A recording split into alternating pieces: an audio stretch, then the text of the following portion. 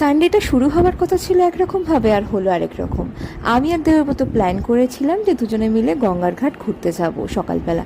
তো যার জন্য 6:30 থেকে উঠে পড়েছি, বাট উঠে দেখি বৃষ্টি। তো সেজন্য যাওয়াটা ক্যান্সেল হলো, আর চলে গেলাম উজ্জ্বলদার সাথে বাজারে। তো খানিকটা বেলার দিকেই তো বাজার থেকে কেনাকাটা করে আসার সময় জলখাবারের পেটাই পরোটা কিনে এনে খাওয়া দাওয়া করে আমি চলে গেছিলাম সেদিনের চিকেনটা রান্না করতে। কারণ সেদিন দিদিরা গিয়েছিল আভনিতে, আর ফেরার সময় আমার জন্য কেএফসি থেকে খাবার নিয়ে এসছে। ভাত খেয়ে উঠে আমি তাও একটু খেয়েও নিয়েছি, তারপর ফ্রুটসগুলো কেটে নিয়েছি ঠান্ডা করে, খানিক পরে আমরা খেয়েও নিলাম। সন্ধ্যের দিকে একটু চলে গেছিলাম ছাদে, অনেক দিন পর প্রায় ছাদে গেছি আমি আর দিদি। তো তারপর তাড়াতাড়ি করে বেরিয়ে পড়েছিলাম, একটু স্টেডিয়াম থেকে চা খেয়ে চলে গেছিলাম চিকেন হাটে বেলেপোলের।